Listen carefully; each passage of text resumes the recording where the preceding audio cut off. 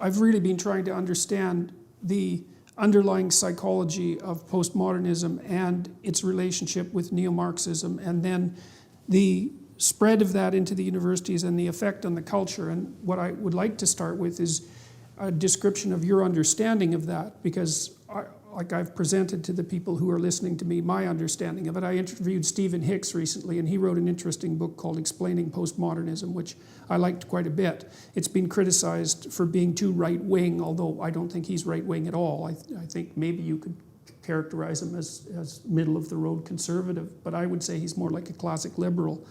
But I'm really curious about your views about, what postmodernism is, first of all. I know you've identified it with the general tricksters, Derrida and Lacan and Foucault in particular you've talked about, but I'd like to know what you think about postmodernism and also why you think it's been so attractive to people. Well, my explanation is that there is no authentic 1960s point of view in any of the elite universities, okay? but rather the most liberated minds of my generation of the 1960s did not go on to graduate school. I witnessed this with my own eyes. I saw genuine Marxists, okay, at my college, which was the State University of New York at Binghamton, upstate New York, Harper College, which had a huge cohort of very radical downstate New York Jews, okay, who, in fact, the Harper used to be called Berkeley East. So I saw genuine, passionate Marxists with my own eyes. They were not word choppers. They were not snide postmodernists. Okay? They were in-your-face aggressive. They used the language of the people. They had a populist energy. Okay? They dressed working class. They were non-materialistic. Okay? These are people who lived by their own convictions. They were against the graduate schools. When I went on to graduate school and it became known that I was going to go to Yale, I was confronted by a leader of the radicals on campus in broad daylight in front of everyone, who denounced me for, he said, grad school is not where it's happening. You don't do that. If you have to go to graduate school, you should go to Buffalo. Now, I had applied to SUNY Buffalo because the great leftist critic Leslie Fiedler was there, who had a huge impact on me. He created identity politics, but without its present distortions. Right? And Norman Holland, the psychoanalytic critic, was there. I would have been very happy to have gone on to Buffalo, but I needed the library at Yale, so I continued on to Yale. There were no radicals in the graduate schools, right? From 1968 to 72 when I was there. There were only one radical, Todd Gitlin, okay, went on to have a career success. Okay? The actual radicals of the 1960s, okay, either went off, dropped out of college and went off to create communes, right? Or they were taking acid and destroyed their brains. Now, I have also written about that. The destruction of the minds, okay, of the most talented members of my generation through LSD. It was going on all around me. Right? So what's happened is the actual legacy of the 60s got truncated. The idea that these post-structuralists and postmodernists are heirs of the 1960s revolution is an absolute crock. Okay? What they represent, as Foucault shows, Foucault said, okay, that the biggest influence on his thinking, okay, was Samuel Beckett's Waiting for Godot, okay, which was a post-World War II play written in Paris that was about the disillusionment and nihilism experienced after Hitler went through, occupied France, right, and all of Europe was in ruins. It had nothing to do, what's in Waiting for Godot has nothing to do with the authentic legacy of the 1960s, which was about genuine multiculturalism, a movement toward India, toward Hinduism, a transformation of consciousness through psychedelics, which I did not take, but which I identify with totally through the music, etc. Right? It was a turn toward the body.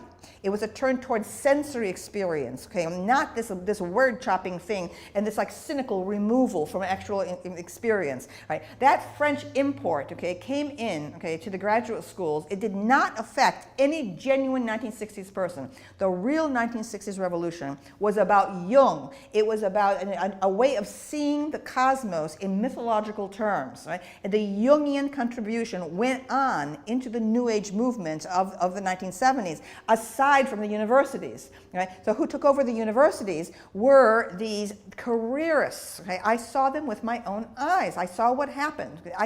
I was at Yale when Derrida was being shipped over, okay, to address the students, the grad students, and the faculty.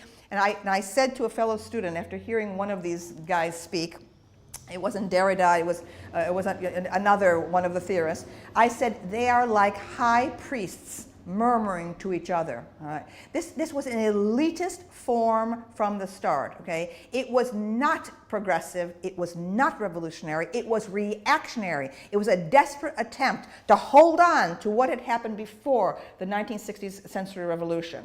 So, but this postmodernist thing, okay, this trashing, okay, of the text, this encouragement, okay, of a superior and destructive attitude toward the work of art. We're going through it, okay, primly with red pen in hand, finding all the evidence of sexism, check, racism, check, homophobia, check. That is not the empathic, emotional, okay, sensory-based, okay, revolution of the 1960s. Right? I am sick and tired of these people claiming any kind of mantle from the 1960s. They're frauds. These people are. What happened in the 1970s was a collapse of the job market in academia. Right? All of a sudden, the jobs were scarce, and this thing was there, the new and improved and shiny thing, okay, to be a theorist. Okay? People seized on it. Okay? It was institutionalized, right? And it's an enormous betrayal of the 1960s. Okay, so that you touched on this idea of the destruction of the work of art. You know, and one of the things I really liked about reading Nietzsche was his discussion of ressentiment, right, of resentment. And it seems to me that a tremendous amount of the motive power that drives the postmodernist, let's call it, it's not a revolution, transformation, seems to me to be driven by resentment about virtually anything that has any, well, what would you say, any merit of competence or aesthetic quality. And I don't know if it seems to me that that's partly rooted in the academics' disdain for the business world, which I think is driven by their relative economic inequality, because most people who are as intelligent as academics are from a pure IQ point of view make more money in the private sphere, and so I think that drives some of it. But there also seems to be there's a destruction, an aim for destruction of the aesthetic quality of the literary or artistic work, its reduction to nothing but some kind of power game, and then surrounding that, the reduction of everything to something that approximates a power game, which I can't help but identifying with jealousy and resentment as a fundamental motivator. Does that seem reasonable to you? These professors, okay, who allege that art is nothing, okay, but an ideological movement by one elite, okay, against against another group, right? These people are Philistines. Okay, they're Philistines. They're middlebrow, hopelessly middlebrow. Okay, they have no sense of beauty. They have no sense of the aesthetic. Now, Marxism does indeed assert this. Okay, Marxism tries to reconfigure the universe in terms of materialism. It sees it does not recognize any kind of spiritual dimension. Now, I'm an atheist, but I see the great world religions as enormous works of art, okay, as the best way to understand the universe and man's place in it. I find them enormously moving. They're like enormous poems. Right? What I have called for, the true revolution, okay, would have been, okay, to make the core curriculum of world education, the world, okay, the great religions of the world. I feel that is the only way to achieve understanding, and it's also a way to present the aesthetic. Okay, because I feel that the real 60s vision was about exaltation, elevation, cosmic consciousness. Okay, right? All of these things, okay, were rejected, okay, by these midgets, okay, intellectual midgets who seized on to Lacan, Derrida, and Foucault. Right? My career has been in the art schools. So my entire career, beginning at Bennington College. Right? So I represent a challenge to this from the perspective of art. Right? It is an absolute nonsense, okay, as post-structuralism maintains, that reality is mediated by language, by words, everything that we can know, including gender. It is absolutely madness, because I'm teaching students whose majors are ceramics, okay, or dance, okay, who are jazz musicians, who understand reality in terms of the body, sensory activation. Okay? So what happened was something was going on in the art world as well. I identify with Andy Warhol and pop art. Okay, that was what was going on during my years in college. Everything about Andy Warhol was like, wow. admiration, wow. What happened immediately after that in the arts, 1970s, okay, was this collapse into a snide sort of postmodernism also. This happened in the art world, all right? And it was an utter misunderstanding, okay, of culture, it seems to me, by that movement in the art world. That is, oppositional art, in my view, is dead, okay? It's been, and what postmodernism is a pathetic attempt to continue the old heroism of the avant-garde. The avant-garde was genuinely heroic from the early 19th century, okay, where we're talking about, where the Courbet, the realists, we're talking about Monet and the Impressionists, people who genuinely suffered for their radical ideas, their innovations, and so on, right? Going right down to Picasso and down to Jackson Pollock, who truly suffered, okay, for his art. It was only after his death, okay, that suddenly the market was created for abstract art. Pop art killed the avant-garde. The idea that the avant-garde continues is an absolute delusion of the contemporary art world, okay, which feels that it must attack, challenge, okay, the simplistic beliefs of the hoi polloi, okay, it's somehow the art. Okay, from the moment, okay, Andy Warhol went through and embraced the popular media, instead of having the opposition to it, the serious arts that had, okay? That was the end of oppositional art, okay? So we have been going on now for 50 years. The postmodernism in academia is hand in hand with the stupidity and infantilism that masquerades as important art at galleries everywhere. This incredible, it's mechanism of contemporary art, pushing things that are so hopelessly derivative, and with this idea that, once again, that the art world somehow has a superior view of reality. The authentic leftism is populist, okay? It is based in working class style, working class language, working class direct emotion, an openness and brusqueness of speech, okay? Not this fancy contorted jargon of the pseudo-leftists of academe, who are frauds. These people who managed to rise to the top at Berkeley, at Harvard, at Princeton, okay? The idea that these people are radical,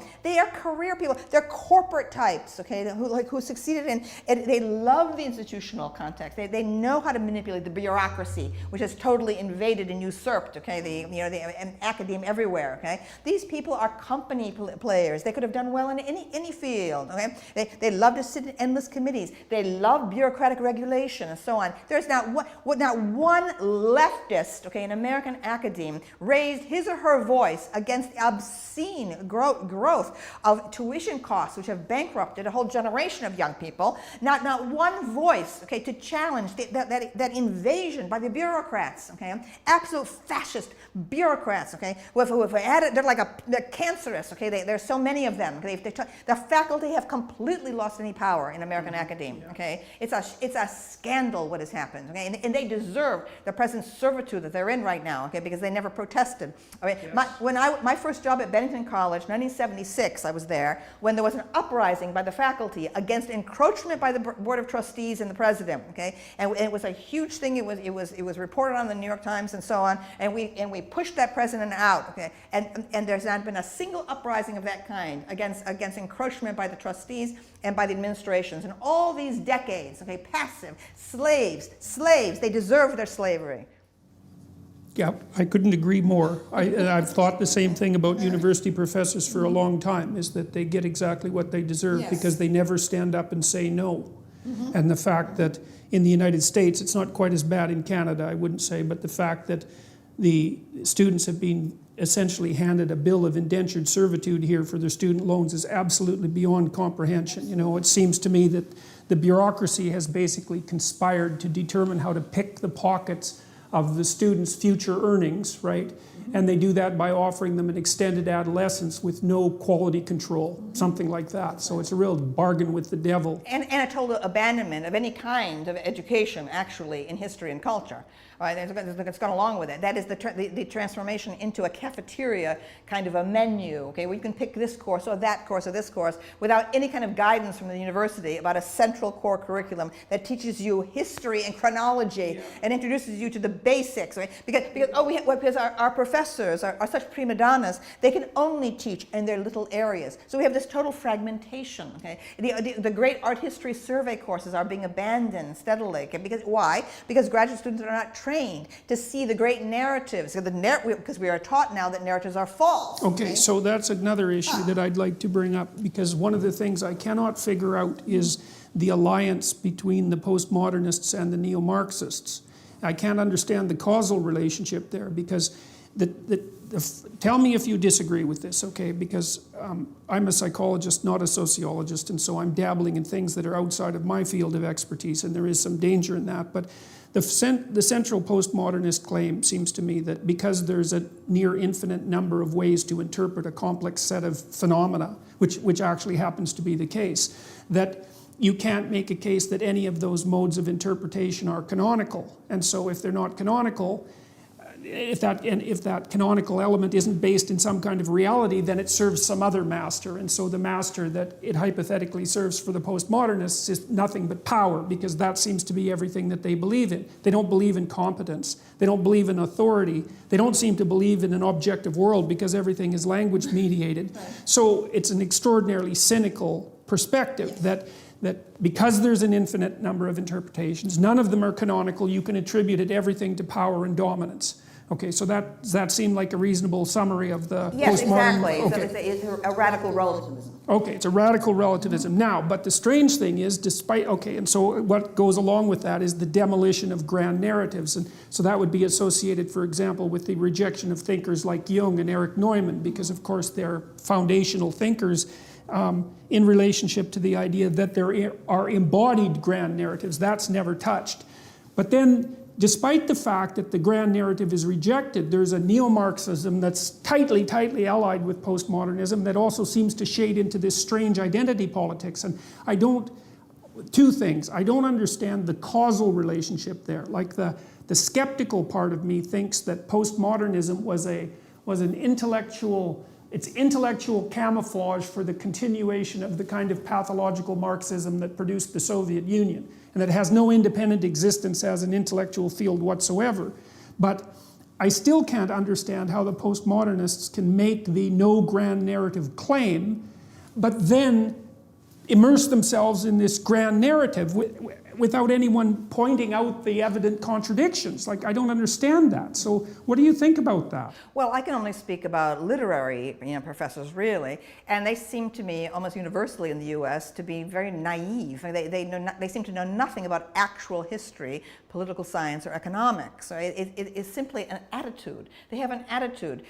Marxism becomes simply a badge by which they telegraph their solidarity with a working class that they have nothing to do with, right? I mean, and generally nothing but contempt. Yes, and the thing is that the campus leftists are almost notorious, okay, for their rather snobbish treatment of staff. I mean, they don't have any rapport with the actual working class members of the of the infrastructure, the janitors, and and even the secretaries. There's a kind of high and mighty aristocracy, about these are people who have wandered into the English department, right, and were products of a time when during the new criticism, okay, when both history and psychology had been excluded, right? I mean, my ambition, okay, was, I love the new criticism, okay, as a style of textual analysis, right? And the new criticism had multiple interpretations, okay, that were possible, okay, and that were encouraged. In fact, one of the great projects was Maynard Mack's series, 20th Century Views, where you had at least books. I adored them in college. It was about Jane Austen, or about Emily Bronte, or about Wordsworth, and they were collections of alternate views of the same thing. The idea that there were no alternate views and there was no relativistic, situational kind of an interpretive approach is nonsense. Okay, but the point was we needed to restore, okay, history to literary study, okay, and we needed to add psychology to it, because there was great animus against Freud. When I arrived in graduate school, in fact, I actually went into to the director of graduate studies and protested the way Freud and Freudian were used as negative terms, okay, in a sneering way by the very WASP professors, right? So we needed to, and actually it seemed like we were moving there, okay? In the early 1970s was a great period of psychobiography about political figures, okay? And so I thought, it's happening, and all of a sudden it all got short-circuited by this arrival, you know, of post-structuralism and postmodernism in the 1970s, right? So I feel I'm an old historicist, okay? Not a new historicist. So I think new historicism is an absolute scam, right? And it's like, it's just a way. It's like tweezers. You pick a little bit of this, a little bit of that, a little bit of that. You make a little tiny salad, okay? And somehow this atomized thing, okay, is supposed to mean something. It's all to me very superficial, very cynical, very distant. I am the product, okay, of old historicism, of German philology. At its height, my first choice of a profession when I was a child was Egyptology, archaeology. Everything I ever think about or say is related to an enormous time scheme, okay, from antiquity and indeed from the Stone Age, right? And that is the problem with these people. They're mal-educated. The postmodernists and academic Marxists, okay, are mal-educated, embarrassingly so, okay? They know nothing before the present. Right. Foucault, okay, is absolutely a joke before the Enlightenment, okay? Perhaps he might be useful to people to talk about what happened after neoclassicism, which, by the way, he failed to notice, okay? Right? A lot of what he was talking about, okay, turns out to be simply the hangover of neoclassicism, okay? This is how ignorant that man was. I mean, he was not talented as a researcher. He knew absolutely nothing, okay? He knew nothing about antiquity. How can you make any kind of large structure, large mechanism, you know, to analyze Western culture without knowing about classical antiquity, okay? He did not see anything. This was a person who had no business making large theoretical statements about anything. Well, maybe part of it is that if you generate an intelligible doctrine of radical relativism, then there is no reason to assume that there are distinctions between categories of knowledge or between different levels of quality of knowledge, right? So I've seen the same thing in the psychology departments, although we have the, what would you call it, the luxury of being bounded at least to some degree by the empirical method and by biology, right? It's one of the things that keeps most of the branches of psychology relatively sane, you know, because the real world is actually built into it to some degree. But if you accept the postmodernist claim of radical relativism, then you completely demolish the idea that there are quality levels that are associated with education because everything becomes the same. Mm-hmm. And that seems to me to be a perfectly reasonable justification for maintaining ignorance. You know, like Foucault, I actually found him the most readable of the Lacan, Derrida, Foucault triad. You can read Foucault. I read Madness and Civilization and a couple of his other books, and I thought that they were painfully obvious. You know, the idea that mental disorder is in part a social construct is self-evident to anybody who has even a smattering of psychiatric training. I mean, the real narrow medical types tend to think of a mental disorder, let's say, as something that might be purely biological. They have a pure disease model, but nobody who's a sophisticated thinker ever thinks that. It's partly because medicine is a brand of engineering, not a brand of science, because it's associated with health, and the diagnostic categories are hybrids between physiological observation and sociocultural condition. Everyone knows that, and so when I read Madness and Civilization, I thought, well, that's not radical, that's just bloody self-evident. But well, you know, Foucault's admirers actually think that he began, you know, the entire turn toward a sociological, you know, grounding of modern psychology. The social psychology was well launched in the 1920s, for example. You know, right. I mean, the levels of ignorance of these people who think Foucault is so original have not read Durkheim, they've not read Max Weber, they've not read Irving Goffman. Okay, so in other words, to me, everything in Foucault seemed obvious. Okay, because I had read the sources from which he was borrowing without attribution. Mm-hmm. So I mean, again, I know these people. I mean, I've met. I mean, in some cases, you know, knew them in graduate school. People who went on to become these admirers of Foucault, Lacan, Derrida, and I know what their training was. Their training was purely within the English department. That's all they ever knew. They never made any research outside of that, right? And so the idea, Foucault is simply this a mechanism. It's like a little tiny kit by which they can approach everything in culture, but the contortions of language, the deliberate labyrinthine elitist language, at the same time as pretending pretending to be a leftist. Okay, this is one of the biggest frauds ever practiced. So I got a story to tell you that you might like, because I've thought a lot about that use of language, you know, because language can be used as camouflage. And so here's the story. I think I got this from Robert Sapolsky.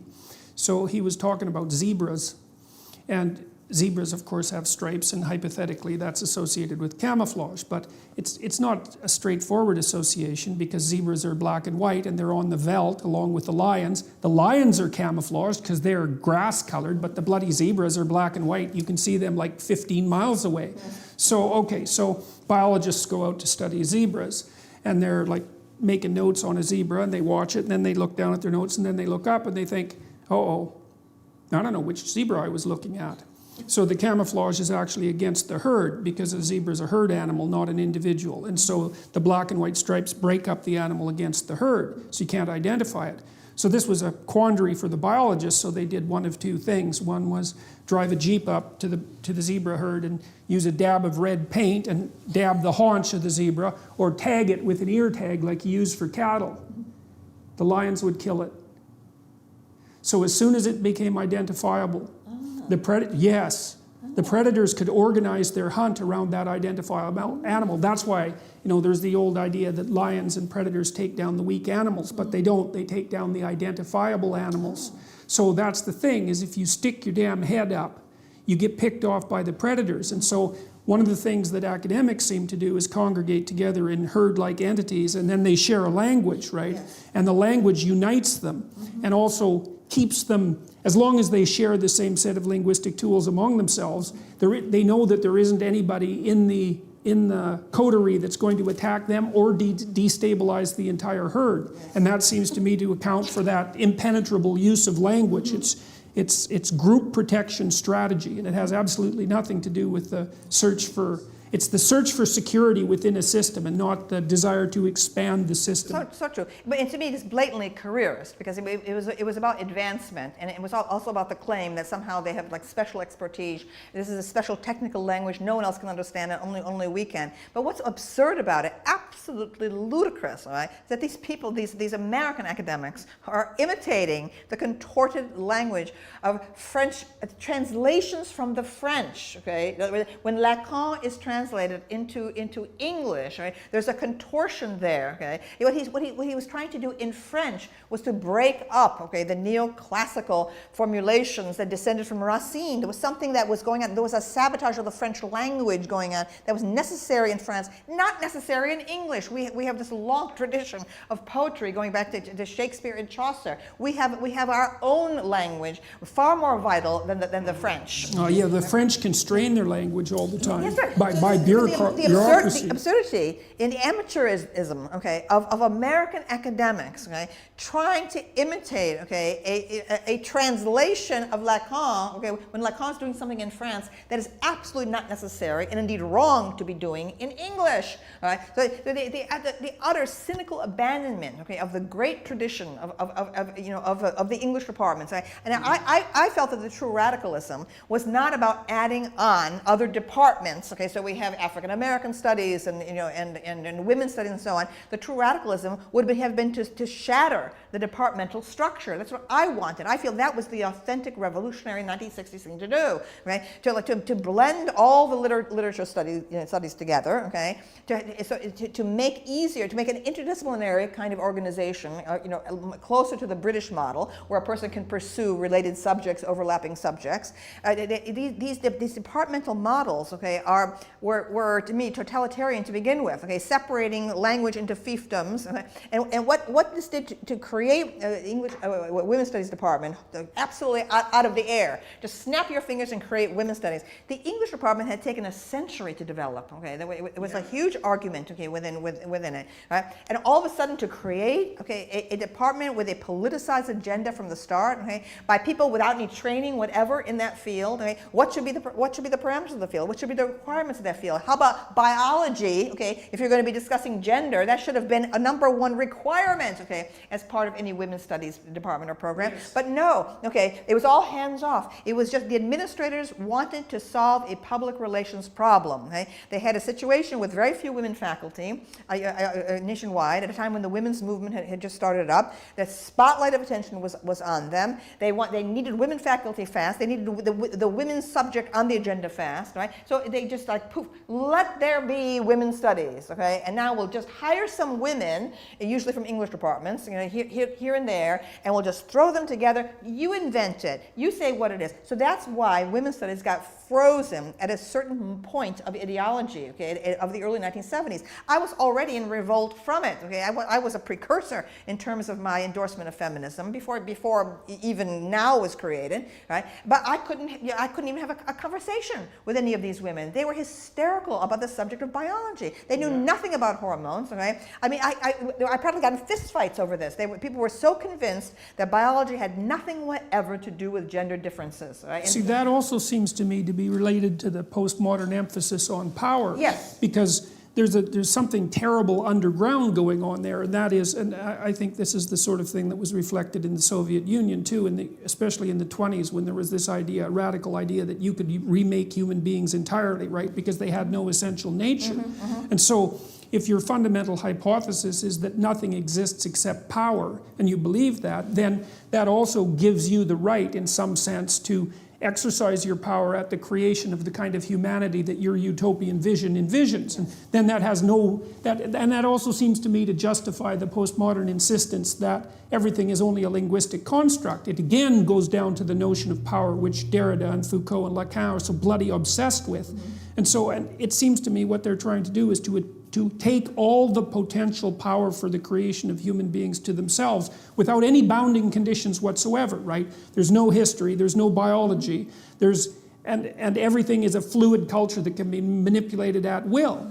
And so, I mean, in Canada, there are terrible arguments right now about biological essentialism, let's say. And one of the things that happened, which was something I objected to precisely a year ago, is that the social constructionist view of human identity has been built now into Canadian law. So there's an insistence that biological sex, gender identity, gender expression, and sexual proclivity vary independently with no causal relationship between any of the levels. And so that's in the law, and not only is it in the law, it's being taught everywhere. It's being taught in the armed forces, it's being taught in the police, it's being taught to the elementary school kids and the junior high school kids.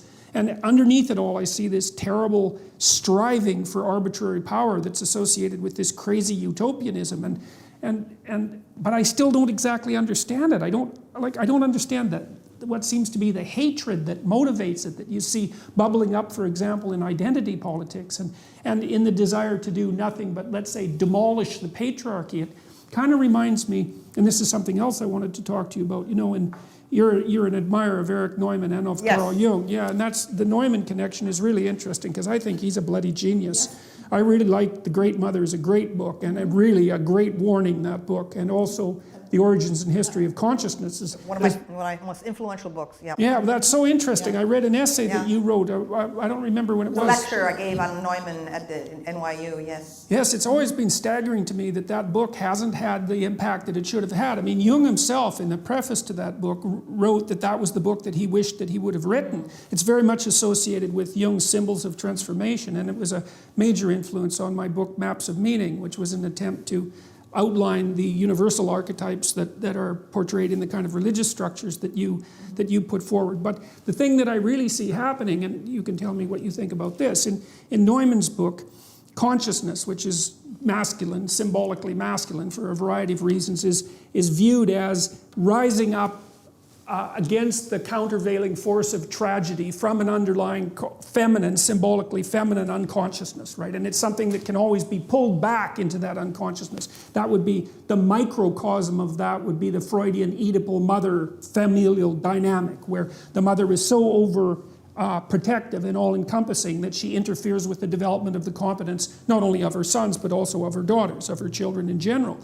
And it seems to me that that's the dynamic that's being played out in our society right now, is that there's this, and it's related in some way that I don't understand, to this insistence that all forms of masculine authority are nothing but tyrannical power. So the symbolic representation is tyrannical father with no appreciation for the benevolent father, and benevolent mother with no appreciation whatsoever for the tyrannical mother, right? And that's that. and because I thought of ideologies as fragmentary mythologies. That's where they get their archetypal and psychological power, right? And so in a balanced representation, you have the terrible mother and the great mother, as Neumann laid out so nicely.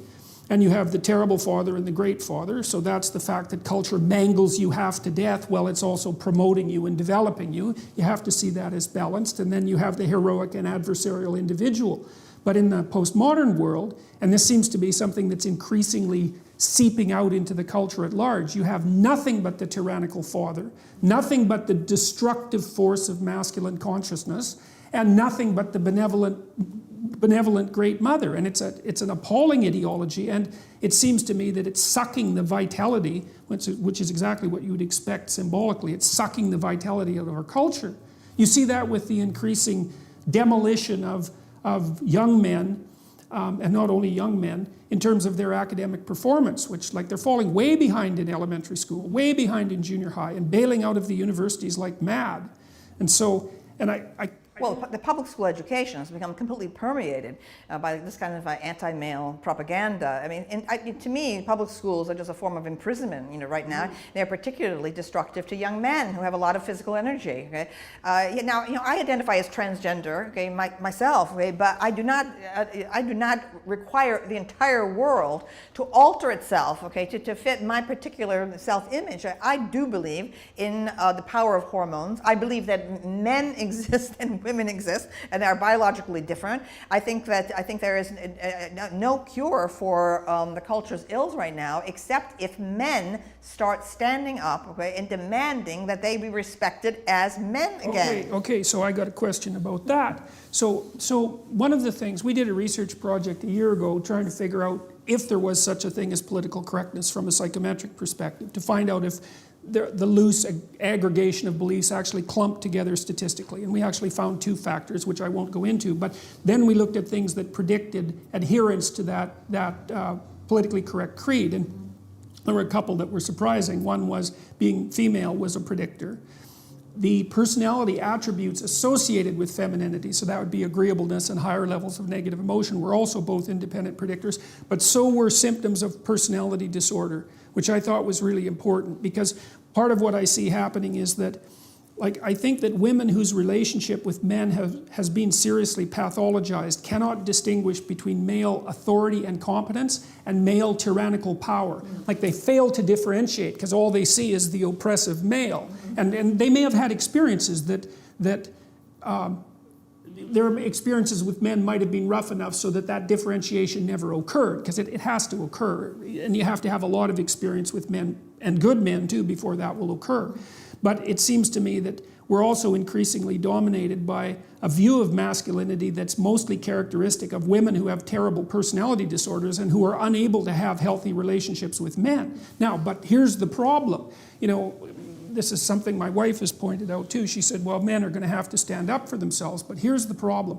I know how to stand up to a man who's unfairly trespassing against me. And the reason I know that is because the parameters for my resistance are quite well defined, which is we talk, we argue, we push, and then it becomes physical, right? Like if we move beyond the boundaries of civil discourse, we know what the next step is. Okay, that's forbidden in discourse with women. And so I don't think that men can control crazy women. I really don't believe it. I think that they have to throw their hands up in it's not even disbelief. It's that there's no step forward that you can take under those circumstances, because if the man is offensive enough and crazy enough, the reaction becomes physical right away, or at least the threat is there. And when men are talking to each other in any serious manner, that underlying threat of physicality is always there, especially if it's a real conversation, and it keeps the thing civilized to some degree. You know, if you're talking to a man who wouldn't fight with you under any circumstances whatsoever, then you're talking to someone to whom you have absolutely no respect. But I can't see any way. For example, there's a woman in Toronto who's been organizing this movement, let's say, against me and some other people who are going to do a free speech event, and she managed to organize quite effectively. And she's quite offensive, you might say. She compared us to Nazis, for example, which, publicly, using the swastika, which wasn't really something I was all that fond of. But I'm defenseless against that kind of female insanity, because the techniques that I would use against a man who was employing those tactics are forbidden to me. So I don't know, it seems to me that it isn't men that have to stand up and say enough of this, even though that is what they should do. It seems to me that it's sane women who have to stand up against their crazy sisters and say, look, enough of that, enough man-hating, enough pathology, enough bringing disgrace on us as a gender.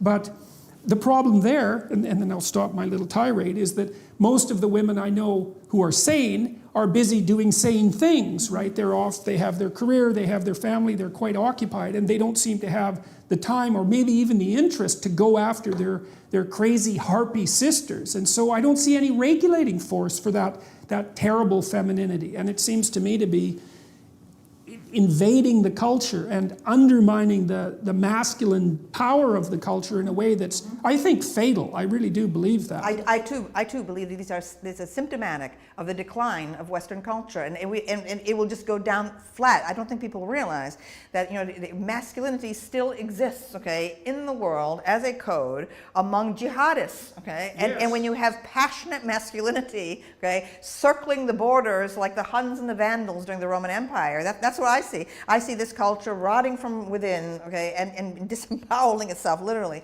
Now, I have an overview of why we're having these problems, right? And it comes from the fact that I'm the product of an immigrant family. All four of my grandparents and my mother were born in Italy. So I remember from my earliest years in this factory town in upstate New York, where my relatives came to work in the shoe factory. I can remember still, okay, the life of the agrarian era, okay, which was for most of human history, okay, the agrarian era, where there was the world of men and the world of women, and the sexes had very little to do with each other. Each had power and status in its own realm. Right? And they laughed at each other, in essence. Okay? Yeah. The women had enormous power. In fact, the old women ruled, not the young, beautiful women like today. Okay? But the older you were, the more you had control over everyone, including the mating and marriage. There were no doctors, so you had the old women were like midwives and knew all the ins and outs of this inherited knowledge about pregnancy and all these other things. Right? I can remember this and the joy that women had with each other all day long, okay, cooking with each other, companions to each other, talking, conversing. My mother remembered as a small child in Italy, when it was time to do the laundry, they would take the laundry up the hill to the fountain, Il Sorgo, okay, and do it by hand. They would sing, they would picnic, and so on, all right? And we get a glimpse of that in the Odyssey, when Odysseus is thrown up naked on the shores of Phaeacia, all right? And he hears the sound of women, young women laughing and singing, and it's Nausicaa, the princess, bringing the women to do the laundry. Okay, it's exactly the same thing, right? So there was each gender had its own hierarchy, its own values, its own way of talking, and the sexes rarely intersected. Like I can remember in childhood, on a holiday, typical, it could be a Christmas, it could be a Thanksgiving, whatever, the women would be cooking all day long, everyone would sit down to eat, okay, and then after that, okay, the women would retire en masse to the kitchen, and the men would go, I would look through the window and see all the men would be all outside, usually gather around the car, okay, at a time when cars didn't work as well as they do today, with the hood up, okay, and the men would be standing with their hands on their hips like that, everyone's staring at the engine, okay, and I went, that's how I learned, okay, men were refreshing themselves by studying something technical and mechanical after being with the women, okay, during the dinner, okay, and so all of these problems of today are the direct consequence of women's emancipation and freedom from housework, thanks to capitalism, okay, which made it possible for women to have jobs outside the home for the very first time in the 19th century, no longer to be dependent on husband or father or brother, right? And so this great thing that's happened to us, that allowing us to be totally self-supporting, independent agents, has produced all this animosity between men and women, because the women feel unhappy. Women today,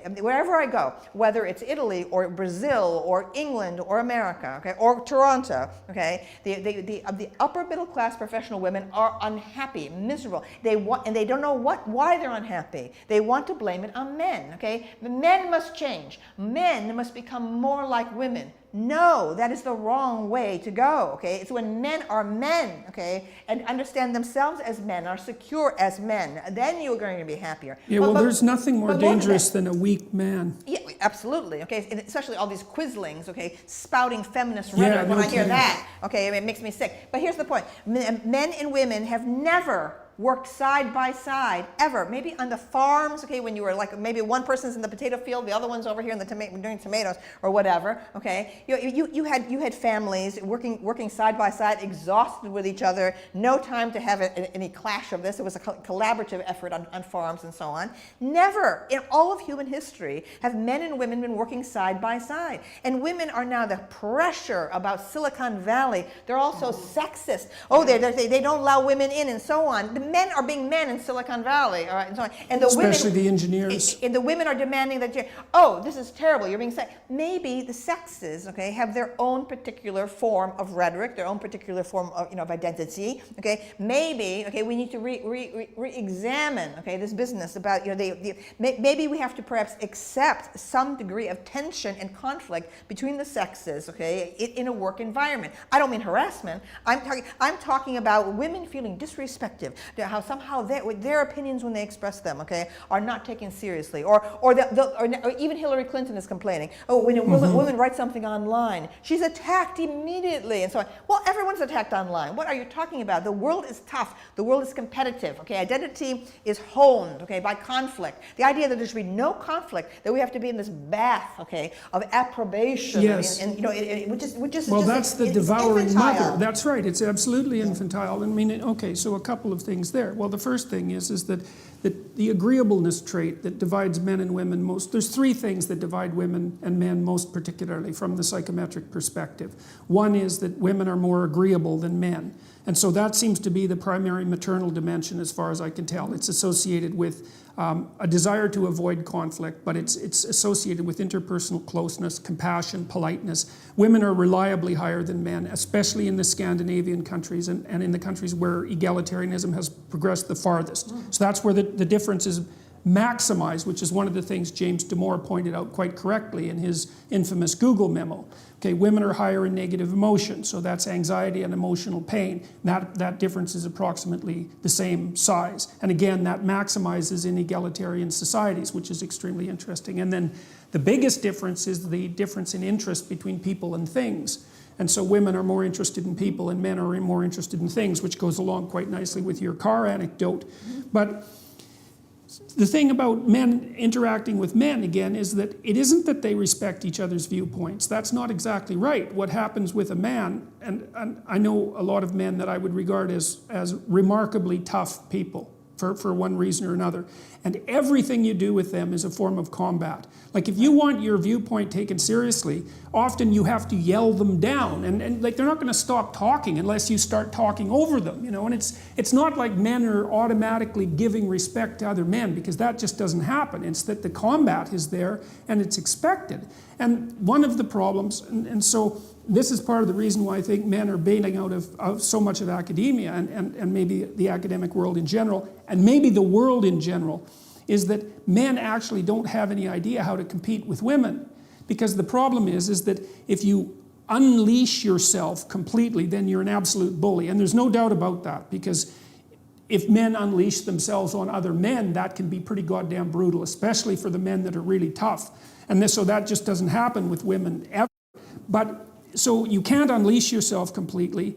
If you win, you're a bully. If you lose, well, you're just bloody pathetic. So how the hell are you supposed to play a game like that?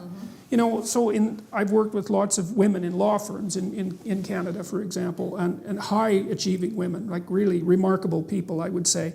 And they're often nonplussed, I would say, by the attitude of the men in the law firm, because they would like to see everyone pulling together because they're all part of the same team.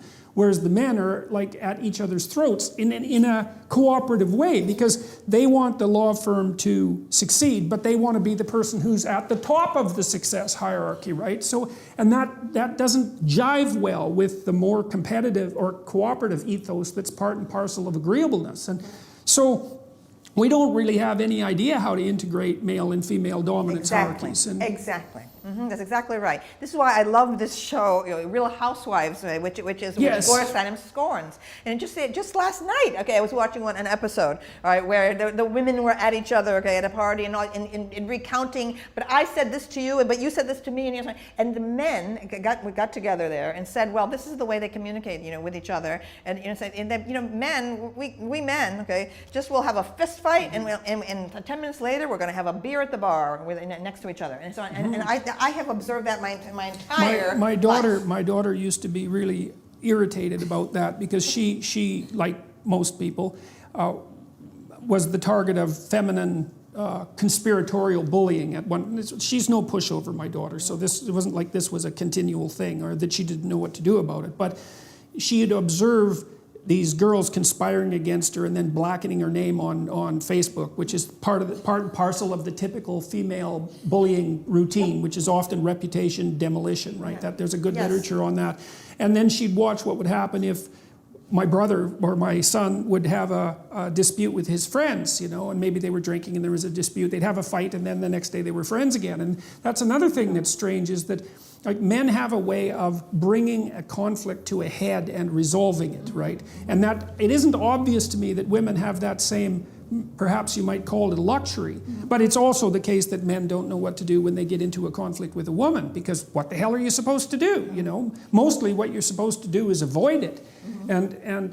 Well, I've seen, I don't know whether this crosses into other countries, but that there's a certain kind of taunting and teasing that boys do with each other that toughens them, okay, and where they don't take things seriously. But a girl's feelings become extremely hurt if she hears something that is very tough, sarcastic against her. So I do feel that there are profound differences between the sexes in terms of emotions, in terms of communication patterns.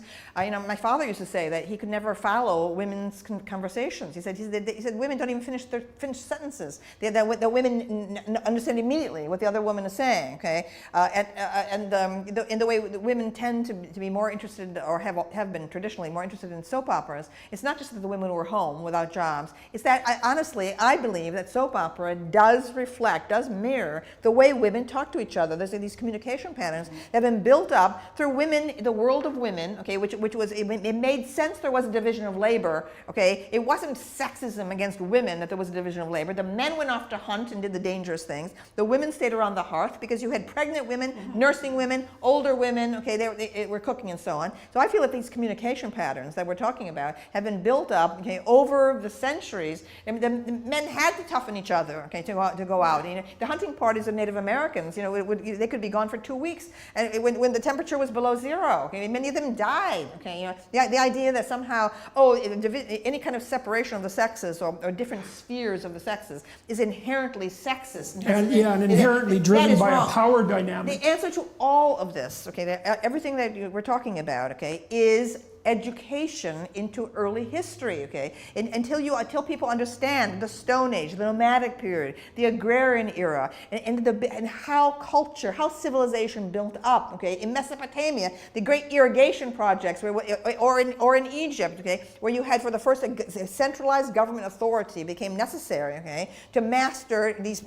You had a situation where environmentally difficult situation like the deserts of Mesopotamia or the peculiar character of Egyptian geography, where you can only have a little tiny fertile line along the edges of the Nile, okay, an otherwise desert landscape. So the civilization and authority, okay, right, as not necessarily about power grabbing, but about organization to achieve something for the good of the people as a whole. Yes, you see that. Well, that's exactly the symbolism of the great father. By reducing all hierarchy to power, okay, yep, and selfish power, okay, it is utterly naive. It's ignorant. Right? So I say education has to be totally reconstituted, including public education, to begin in the most distant past. So our young people today who know nothing about how the world was created that they inhabit, okay, can understand, okay, what marvelous, technological Yes. paradise they live in, and it's the product of capitalism, it's the product of individual innovation, it's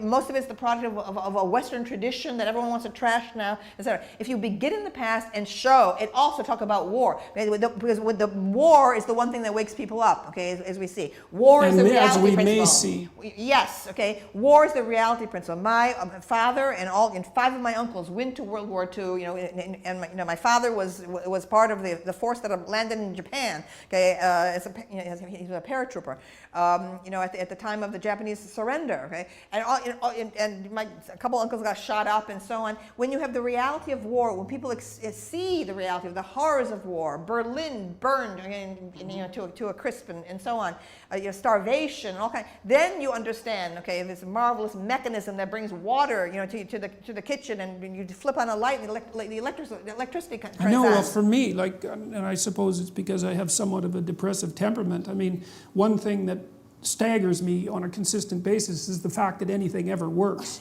I mean, because it's so unlikely, to be in a situation where our electronic communications work, where our electric grid works, and it works all the time, right? It works 100% of the time. And the reason for that is that there are mostly men out there who are breaking themselves into pieces, repairing this thing, which just falls apart all the time. Absolutely. Right? I said this in the Monk debate, okay, in Toronto several years ago. I said that there's the invisible, all these elitist professors sneering at men. It's men who are maintaining everything around us. Okay, this invisible army, okay, which feminists don't notice. Right? Nothing would work if it weren't for the men. Regarded as oppressive, which is, and like a professor is someone who's standing on a hill surrounded by a wall, which is surrounded by another wall, which is surrounded by another wall. Like it's walls all the way down. Who stands up there and says, I'm brave and independent? It's like you've got this protected area that's so unlikely. It's so absolutely unlikely. And the fact that people aren't on their knees in gratitude all the time for the fact that we have central heating and air conditioning and pure water and reliable food, it's just... It's incredible. It's absolutely unbelievable. I mean, people used to die for the water supply, okay, it was contaminated with cholera, for heaven's sakes, right? People don't understand, okay, they had to have clean water, fresh milk, fresh orange juice, all of these things. These are marvelous. And all of the time. All of the time. Western culture is heading, okay, because we are so dependent on this invisible infrastructure, we're heading for an absolute catastrophe when jihadists figure out how to paralyze the power grid. The entire culture will be chaotic. You'll have mobs in the street, okay, within 3 days, okay, when suddenly the food supply is interrupted and there's no way to communicate. There'll be like a robbery. I mean, that is the way Western culture is going to collapse, okay, and it won't take much. It'll just single be a few points days. Of failure. Because we are so interconnected, and now we are so dependent on communications and computers. I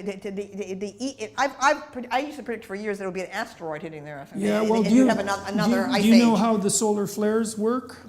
So this happens about once every century, so back about 1880, and I don't remember the exact year, there was a significant enough solar flare, so that produces an electromagnetic pulse, like a hydrogen bomb, because the sun is a hydrogen bomb, and electromagnetic pulse will emerge from the sun and wave across the earth, and it produces huge spikes in electrical current along anything that's electronic, and it'll burn them out. It lit telegraph operators on fire in the 1800s, and one of those things took out the Quebec power grid in 1985 and knocked out the whole Northeast Corridor. And so they figure those things are about one in a century event. But those I have my brother-in-law, who's a very smart guy, he designed the chip in the iPhone. We were talking about political issues the last time I went and saw him in San Francisco, and his notion was that all that the government should be doing right now is stress testing our infrastructure the same way they stress test the banks, because we're so full of these single points of failure and I think you're absolutely right. Luckily, we've been, what would you call, invaded by stupid terrorists instead of smart terrorists, because a smart terrorist could do an unbelievable amount of damage in a very short period of time. So, and it's just God's good graces that hasn't happened yet. And so... and then what will happen is that it's the men, okay? The men will reconstruct civilization while the women cower in the houses and have the men go out and do all the dirty work. That's what's going to happen again. Only men will bring civilization back again. Okay?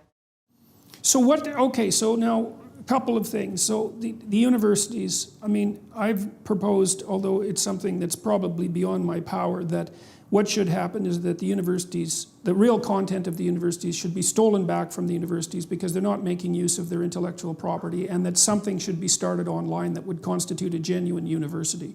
The problem is the accreditation issue, but I don't think that's an unsolvable problem. But do you see, like, all these people who have these postmodern neo-Marxist agendas are completely embedded inside the universities, right? Oh, absolutely. Right? And the point is, over the last 25 years, I have received constant mail from people dropping out of the graduate schools, right, or giving up altogether on any idea of being a college professor. Okay, so what's happened is that the most talented and independent thinking people, okay, have avoided the school. So we're now, who we have are the compliant, the servile, okay, the people who are currently in the university and hiring their successors, yes. Okay, are mal-educated themselves, okay. I mean, one of the first letters I received in the early 90s, I'll never forget it, was from a woman who was now painting houses in Missouri, and said she had been part of the comparative literature graduate program at Berkeley, and that she finally had to drop out because she said every time she would express enthusiasm for what they were reading, the people looked at her as if she had somehow created an offense. In other words, enthusiasm for art, the very things you need as a teacher in the classroom, okay, were being trained out. Okay, yeah, well, the thing is, of the grad students. if you respect art and literature, that means that you implicitly accept a hierarchy of quality, right? Yes. And that, of course, contradicts the fundamental tenets of the postmodern doctrine, which is that there are no hierarchies of quality. And, you know, you talked a little bit earlier about the idea that, you referred again to the idea that everything is associated with power, and that's the thing that I can't help but associate with a kind of personality pathology. Like, you know, from a psychometric perspective, the best predictors of long-term success in our society are intelligence, IQ, which you can measure very accurately, and trait conscientiousness, which actually is a real testament to the culture, right? Because what you'd hope is that the smart people who work hard are the people who advance. It isn't like they deserve it exactly, that isn't what I mean. It's that if the culture is harnessing the productive power of individuals properly, then it should differentially reward people who are smart and conscientious because they're going to do a bunch of really interesting work for the rest of us. And that's very well established finding. It's as good as any finding in the social sciences. But despite that, and despite the fact that everything works, which is a goddamn miracle of sorts, there is this consistent story that we live in a patriarchy, that it's only oppressive, that it's done nothing but oppress women since the beginning of time, which is also something that just boggles my mind, you know? Like, I know that men have sacrificed for women and children, including their lives, okay, for thousands of years. You know, yes, there's been brutality, but the brutality is in the minority, okay? Yes, this sick portrayal of human history is nothing but male oppression and female victimage, okay? This is a way to permanently ensure the infantilization of women. Yes. Absolutely. Yes, well, and you know, you can even make the case from a purely logical perspective. So here's an interesting fact. So most of the people who abuse their children were abused as children. But most of the people who were abused as children don't abuse their children.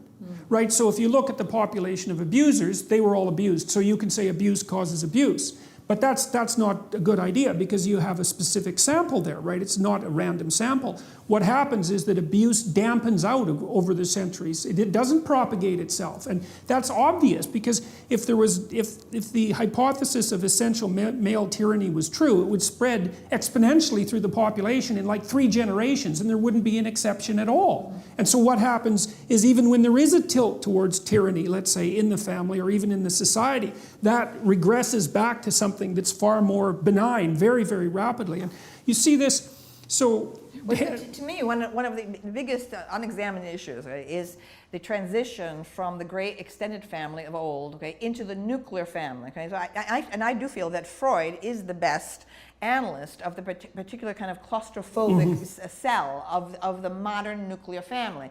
It could be that human beings were never intended, okay, to be trapped in a house just with their parents. That the extended families, you had your aunts and grandparents and cousins, all of whom helped form your identity. Okay, so one's identity was as a member of a community, right, rather than in this like hothouse environment. So I think that a lot of current issues, including this sudden spate of transgender claims and so on, that a lot of these things are coming from this unstable in cell. It's really a prison cell of the nuclear family. Two parents perhaps cannot give all the knowledge of life, okay, to the young, and so I think there are all kinds of sexual issues, you know, in it that are generated by it.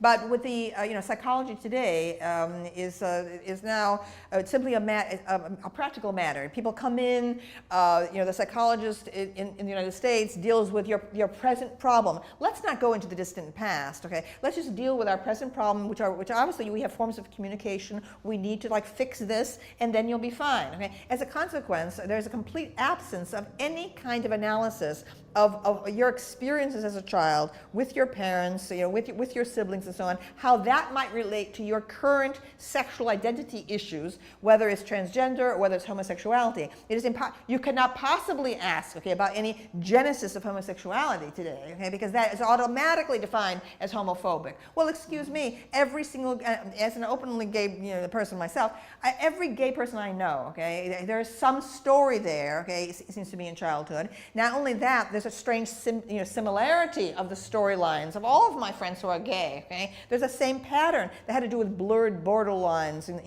between a son and his mother and so on. I'm not blaming the mother. Okay, I'm not blaming the mother at all. Okay, what I see is a dynamic going on in the bourgeois house, the nuclear family, okay, where you had sometimes a distant father, okay, a father who was present but not really engaged, and a mother who made the son her companion in some way. Often the mother has great imagination and flair, and they had a shared thing. And I mean, the idea that homosexuality has nothing whatever to do, okay, with your family life is nonsense. Well, it's also completely, well, that's another thing. And I got a lot of trouble in Canada for my opposition to Bill C-16, which was a bill that had to do with transgender rights. And I didn't really give a damn about the transgender right issue. That had nothing to do with it.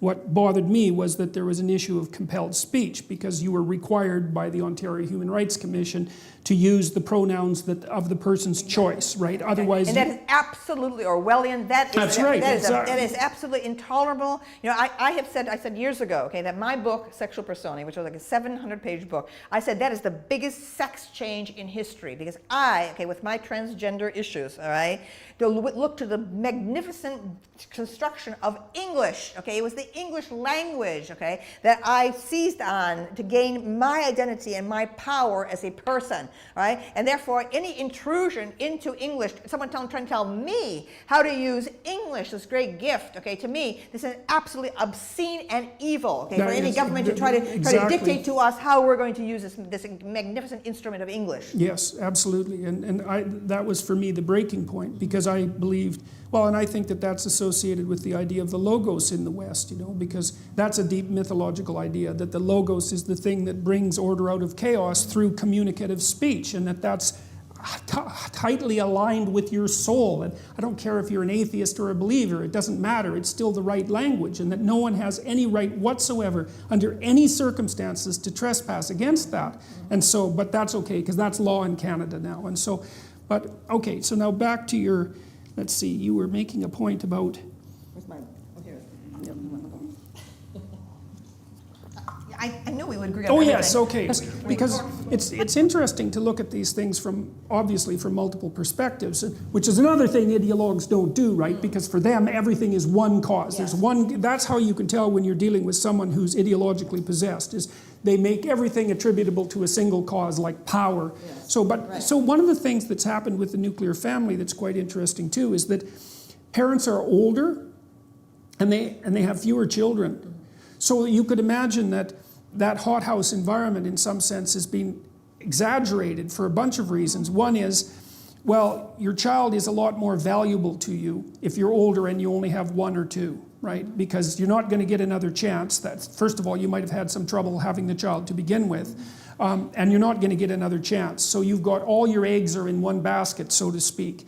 And then, of course, children don't have the number of siblings they used to have. And one of the things that's really useful about having siblings is that they keep you in your place, right? They're primary socialization agents. And I mean, that can be brutal.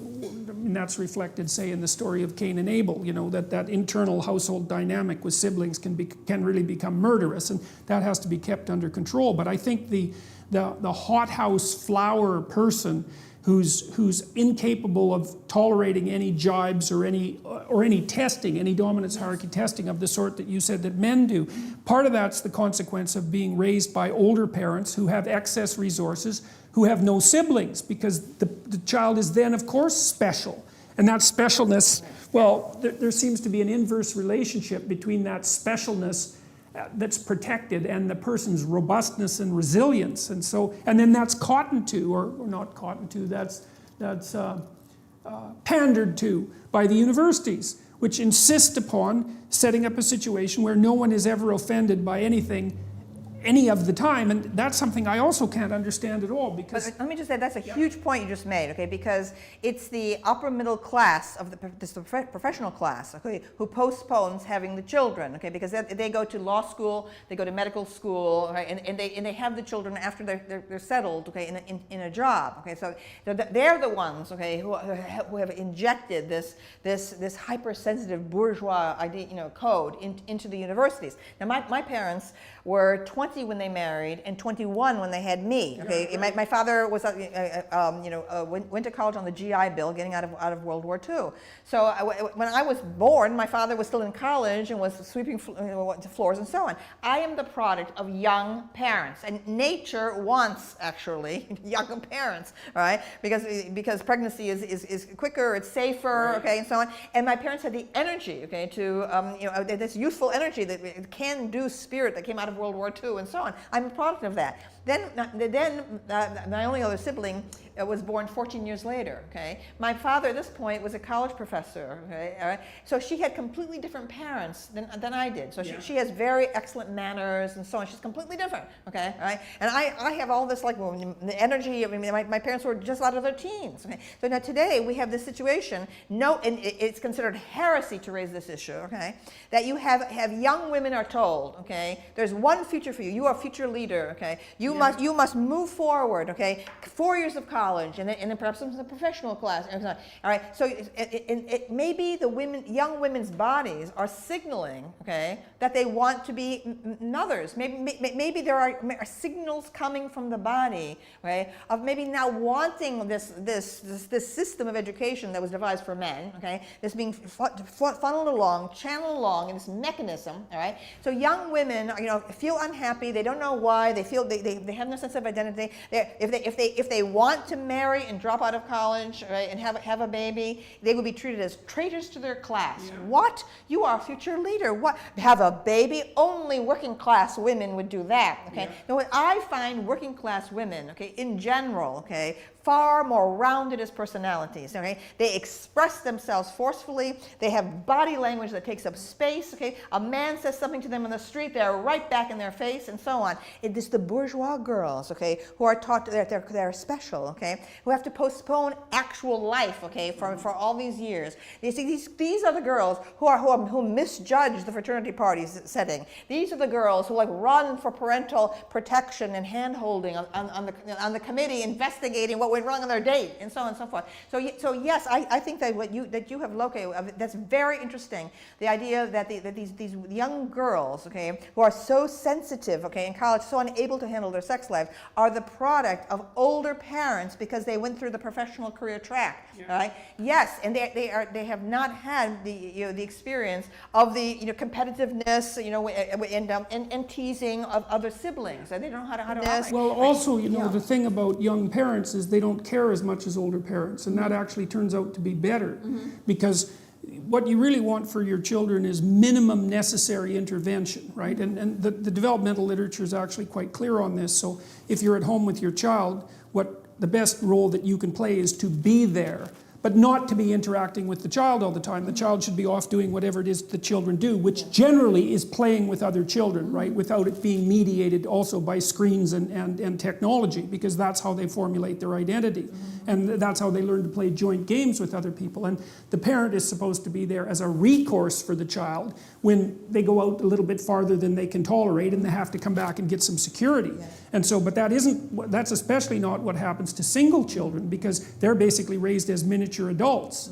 So, and I wonder too, like, how much of the antipathy towards, these are dark musings, and I would say how much of the antipathy towards men that's being generated by, say, college-age women is deep repugnance for the role that they've been designed, and a disappointment with the men for who, you know, like you think of those, is it Carpathian, I can't remember the culture. The basic marital routine was to ride into the village and grab the bride and run away with her on a horse, right? It's like the motorcycle gang member who rips the too naive girl out of the bosom of her family. Like the Sabine women, it's like an ancient myth. Yeah, there used to be bride stealing. It was quite widespread. Right. Yeah. Well, so I kind of wonder if part of the reason that modern university-age women aren't so angry is because that fundamental feminine role is actually being denied to them, and they're objecting to that at a really, really fundamental level, like a level of primitive outrage at. Well, what's happened is the chaos that my generation of the 1960s bequeathed through the sexual revolution. When I arrived in college in 1964, the colleges were still acting in loco parentis, in place of the parent. So at my dormitory, all women's dormitory, we women had to sign in at 11 o'clock at night. The men could run free the entire night. So it was my generation of women that rose up and said, give us the same freedom as men have. And the colleges replied, no, the world is dangerous, you could be raped, we have to protect you against rape. And what we said, okay, was give us the freedom to risk rape, okay? And so today's women don't understand. It's a freedom that you want. It's the same freedom that gay men have when they go and they pick up a stranger someplace. They know it's dangerous. They know they could end up beaten up or killed, okay? But they find it hot. If you want freedom, if you want equality, okay, then you have to start behaving like a man. Okay? So what we did is we gave freedom, okay, to these young women for several generations, but my generation had been raised in a far more resilient and robust culture. Okay, we had the strength, okay, to know what we wanted and to fight for what we wanted. These young women have been raised in this terribly protected ways. Right? So I think in some strange, fashion, that all these demands for intrusion from these, Stalinist committees, sexual, investigating dates and so on, it's a way to reinstitute, okay, the rules that my generation threw out the window. So I think these young women are desperate. Not only that, but I have spoken out very strongly in a piece I wrote for Time magazine, as in my most recent book, that the raising the drinking age in this country, okay, from 18 to 21, okay, has had a direct result, okay, in these disasters of binge drinking fraternity parties. Because to let college students, the way we could, go out as freshmen, have a beer, sit in a protected adult environment, learn how to discourse with the opposite sex in a safe, environment, right, and so on. And now today, okay, because of the stupid rule that young people can't even buy a drink, okay, in a bar until they're 21, we have these fraternity parties that are like it's the caveman era. Well, of course, in this modern age, this disadvantages men. Okay, men want to hook up, men want to have sex. Women don't understand what men want. So, women are like put out because they're hoping that maybe the man will continue to be interested in them. Okay, the man just wants experience. Okay, the hormones drive toward. To me, I've theorized, okay, that the sex drive in men is intertwined with hunt and pursuit, okay? Yes. And so on. I feel absolutely this is what women don't understand, okay? And if women understood what I understand from my transgender perspective, all right?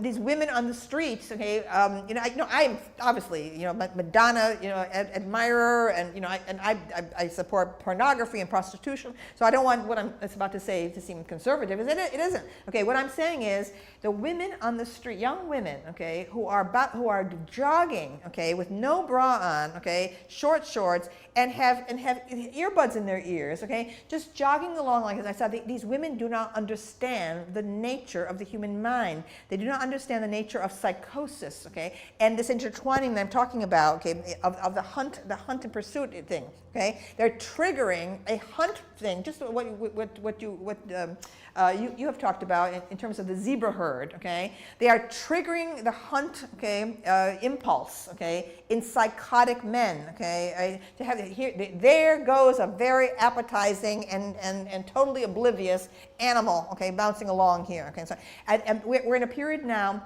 where psychosis is not understood at all, okay. And young women have had no exposure to movies like Psycho, okay, the kind of the rapist, serial murderer thing, and so on. The kind of strange dynamic that has to do with the assault on the mother imago, in the mind of the psychotic. So I think that there's an incredible naivete. These young women are emerging and going to college, and in this like incredible Dionysian environment of orgiastic sexual experience in fraternity houses. They're completely unprepared for it, right? And so you're getting all this outrage. So feminist rhetoric has gotten more and more extreme in its portrayal of men as evil. But in fact, okay, what we have is a chaos. It's a chaos in the sexual realm. The girls have not been told anything real, okay, in terms of biological substratum to sexual activity. And there's full of lies about what constitutes consent too. Exactly. And it's become something that's essentially portrayed linguistically as a sequence of progressive contracts, which I think, I've thought for a while that we're living in the delusional fantasy of a naive 13-year-old girl. That's basically sums up our culture. And I look at all these sexual rules that permeate the academia, and I think two things. The first thing I think is, I know because I was an alcohol researcher for a long time, and you know that 50% of violent crimes are directly attributable to alcohol. So if you're murdered, there's about a 50% chance that you're drunk, and about a 50% chance that the person who kills you is drunk. And alcohol is the only drug that we know that actually amplifies aggression. It does that in laboratory situations. Plus, it's a great disinhibitor, right? So what alcohol does is it doesn't make you oblivious to the future consequences of your action, because if you ask someone who's drunk about the consequences of something stupid, they can tell you what the consequences are. But it makes you not care.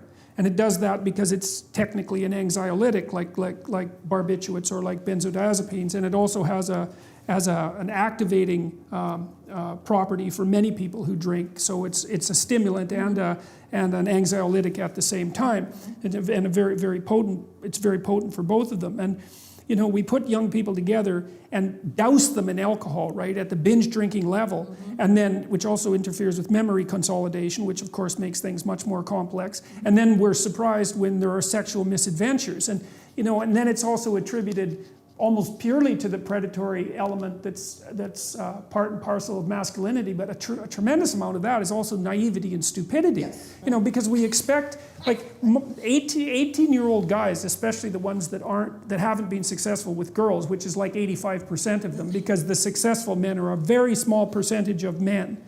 The 85% who haven't been successful with men or with women, they don't know what the hell they're doing at all, right? And part of the reason they're getting drunk is to garner up enough courage to actually make an advance. Yeah. And because I think another thing that women don't understand, especially with regards to young men, is just exactly how petrifying attractive woman who's of, say, somewhat higher status actually is to a young guy. And there's lots of guys that write me constantly, and people that I've worked with, that are so terrified of women they can't even talk to them. Right. It's very, very common. Well, I take a very firm position, which is that I want college administrations to stay totally out of the social lives of the students, yeah. Right? If a crime is committed, it should be reported to the police. I've been writing that for 25 years now, right? But it's not the business of any college administration to take any notice, okay, of what the students say to each other, as well as do with each other, okay? I want it to totally stop. It is fascism of the worst kind. I agree. Well, I think it's fascism of the worst kind because it's a new kind of fascism. Mm-hmm.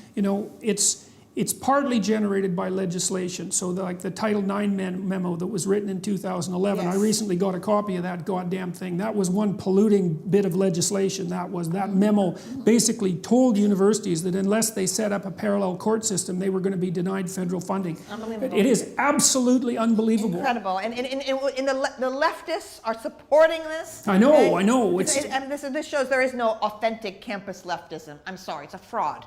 Okay, I mean, the faculty should be fighting the administrations on this. Yeah, tooth fighting and nail. Federal regulation of how we're supposed to behave on campus. Well, how can you be so naive and foolish to think that taking an organization like the university, which already has plenty to do, and forcing it to become a pseudo-legal system that parallels the legal system could possibly be anything but utterly catastrophic. It would mean you would have to know absolutely nothing about the legal system and about the tremendous period of evolution that produced what's actually a stellar system and an adversarial system that protects the rights of the accused and of the victim, and to replace that with an ad hoc bureaucracy that has pretty much essentially the same degree of power as the court system, with absolutely none of the training and none of the guarantees. And kangaroo courts. There are kangaroo courts. That piece that I wrote about date rape, it was in January 1991,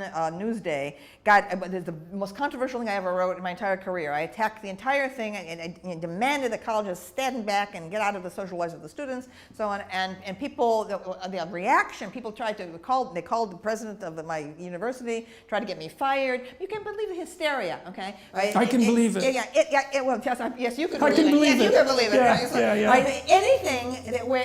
Anything that says to women, okay, that they should be responsible for their own choices is regarded as reactionary? Are they kidding me? Okay, this is such a betrayal of authentic feminism in my view.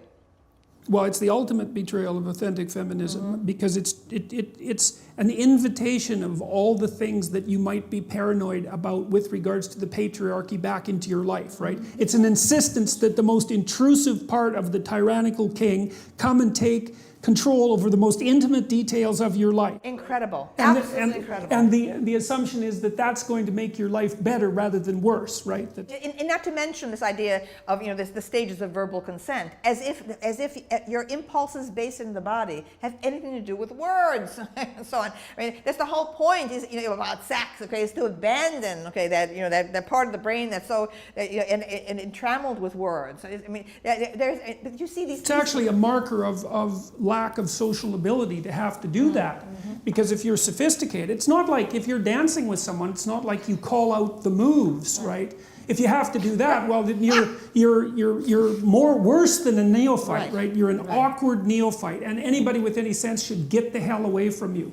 And so if you're reduced to the point where you have to verbally negotiate every element of intimate interaction, then what a downer! Oh my God. Yes, but what an unbelievably, what would you call it, naive and pathological view of the manner in which human beings interact. Yes. There's no sophistication in that. Well, what I'm worried about also in this age of social media, I've noticed as a teacher in the classroom that the young people are so used to communicating now by cell phone, by iPhone, that they're losing body language and facial expressions, which I think is going to compound the problem with these dating encounters, because the ability to read the human face and to read little tiny inflections of emotion. I think my generation got that from looking at great foreign films with their long takes. So you'd have Jean Moreau and Catherine Deneuve, in potential romantic encounters, and you could just see the tiniest little inflections that signal communication or sexual readiness or irony or skepticism or distance or whatever.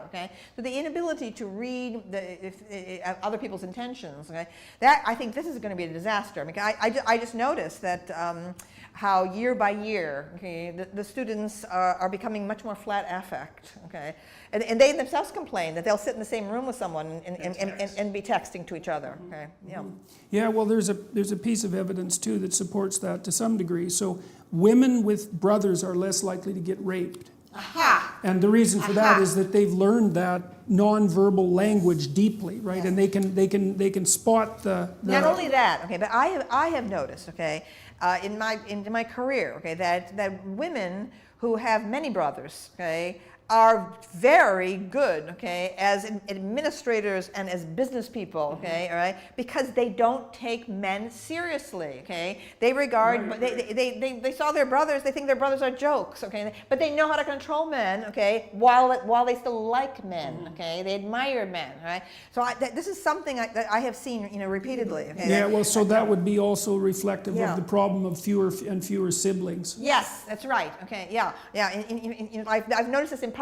Okay, that the women who have the job of publicist, okay, and rise to the top as manager of publicity, okay, their ability to take charge of men and their humor at men, and they have great relationships with men, okay, because they don't have the sense of resentment and worry and anxiety and so on. They don't see men as aggressors, okay, right? And I think that's another thing too, is that as feminism, moved into its present system of ideology, okay, it has tended to denigrate motherhood, okay, as a lesser order of human experience, and to enshrine, of course, abortion. Now, I am 100% of abortion rights. I belonged to Planned Parenthood for years until I finally rejected it as a branch of the Democratic Party, my own party, and so on. But as motherhood became excluded, as feminism became obsessed, okay, with the professional woman, okay, I feel that the lessons that mothers learn have been lost, okay,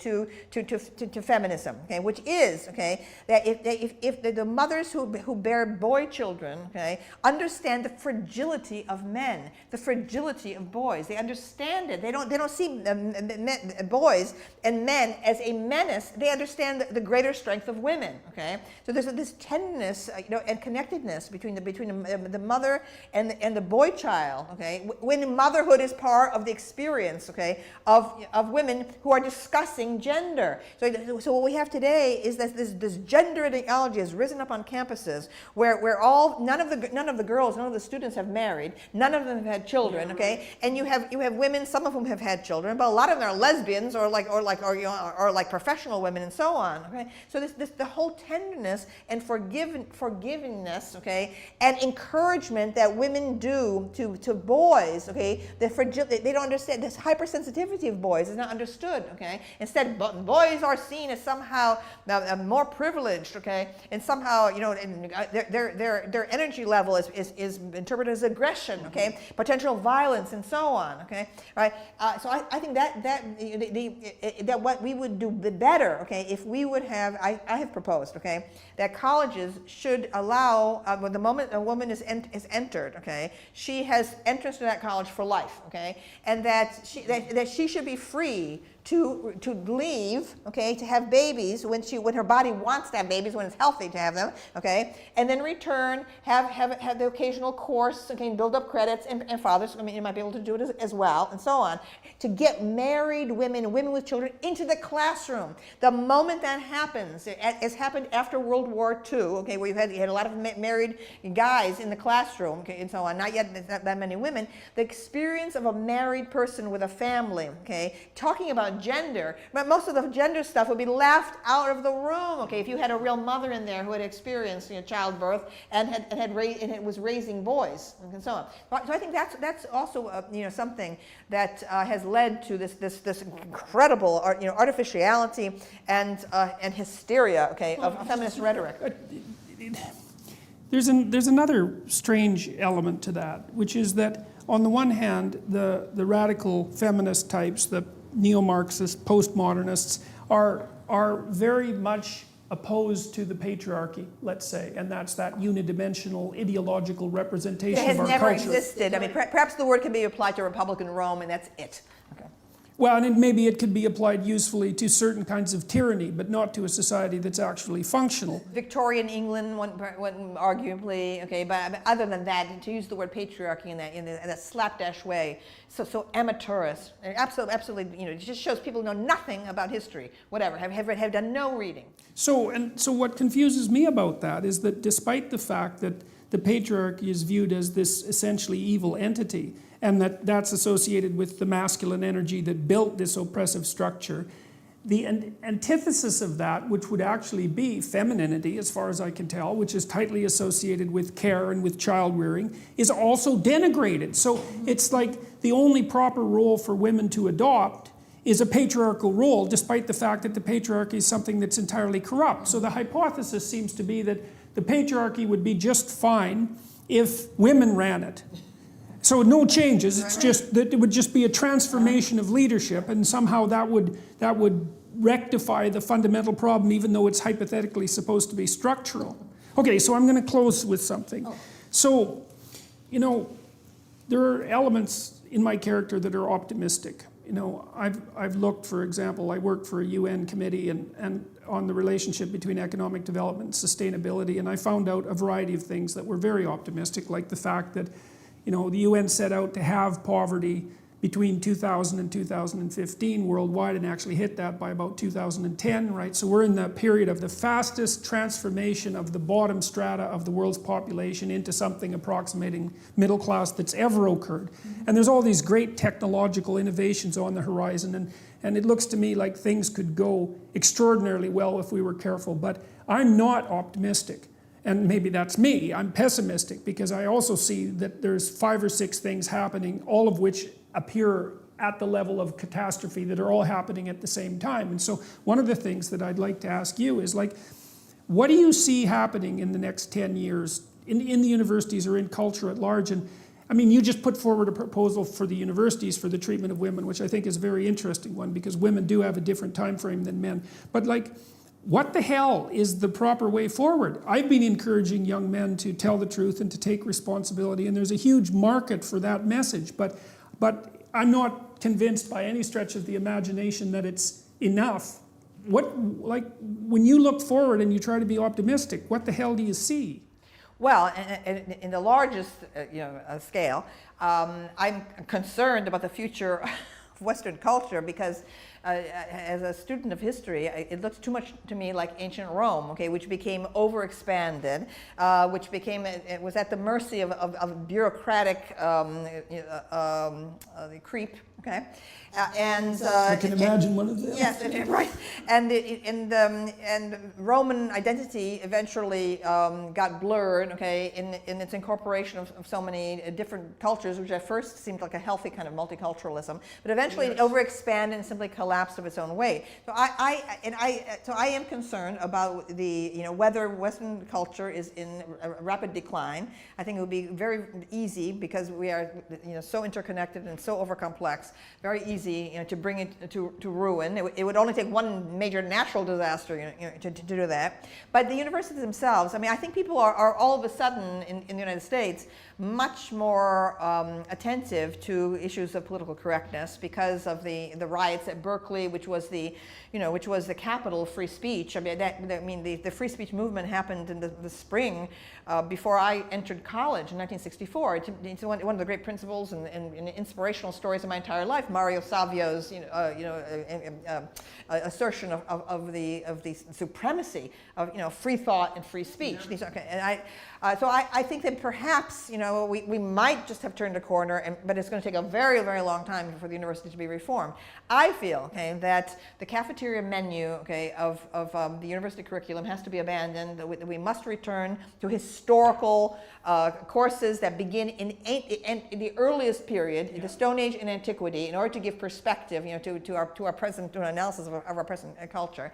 I want 50 to 75% of college administrators fired, and the money be transferred over, to faculty, into libraries, into instruction, I think that obviously the way things are people are being trained right now, including at the public school level, is I think the public school level has gone to hell. When my mother came to the United States at the age of 6, the old public school system was still very strict.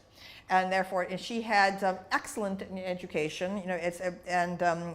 Got all A's in her even though she started out not speaking English, spoke without an accent, etc. Okay, so today this kind of feel-good public school education, which is a form of ideology and indoctrination right now. It's all about no bullying, okay, and so on, and not about anything. And not even seriously about no bullying. Yes, yeah. And so I mean, I can tell in my own students. I mean, I've been teaching for 46 years, so I can tell the slow degradation of public school education. Okay, to the point now that the students have absolutely no sense of world geography, of world history. Okay, they know absolutely nothing. They don't know anything about wars. Okay, and the reality, the barbaric reality of most of human history. Okay, and what a that's triggering. Yeah, right. What a fantastic culture we live in, and so on. Now, identity politics itself has just got to stop. I mean, it was important once. Okay, I was a rebel against the WASP, hegemony. Okay, white Anglo-Saxon Protestant hegemony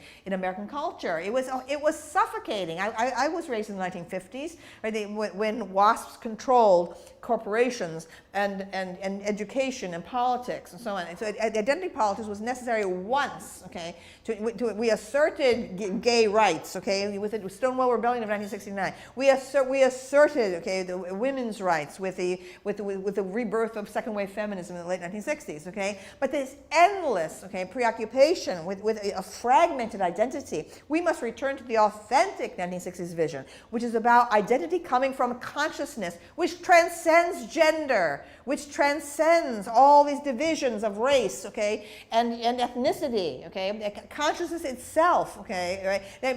There's no sense of that any longer. That's what the 1960s sought. Well, I see that as a complete abandonment of personal responsibility. Yes. Because that consciousness, I think, symbolically, and I got a lot of this from Jung and also from Erich Neumann. I mean, that's the great logos of the West, right? That's the transcendent principle, which is respect for the primacy of individual consciousness. And what goes along with that primarily isn't individual rights, although that's built into it. I mean, that's the reason we have individual rights, is for respect for that. But the responsibility that comes along with being an individual instead of the member of some group, especially a victimized group, which is like I wrote an article with one of my students who had toured the mass grave sites in the former Yugoslavia, and had been exposed to that sort of thing. And one of the things that our research indicated was that the best predictor of genocide is victimization on the part of the group that produces the genocide, right? An accelerated sense of victimization, and then it's, well, we get them before they get us. So, and everyone's being taught now that they're a victim, and then no one seems to have any sense that, that's part of the essential tragedy of being, that life is suffering, and that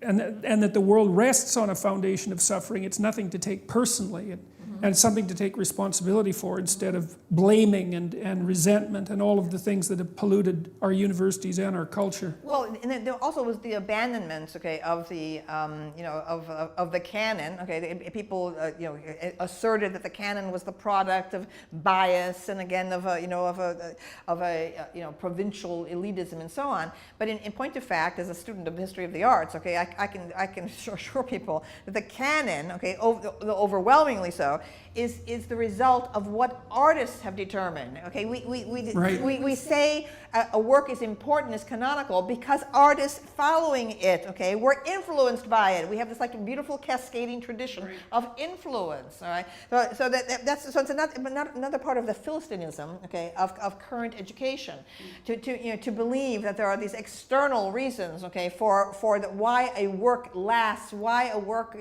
written 500 years ago or 1,000 years ago has global relevance. As if it's some sort of political conspiracy that's based on power. Yes. As if anybody could even manage that, no matter how nefarious they were. Yes, right.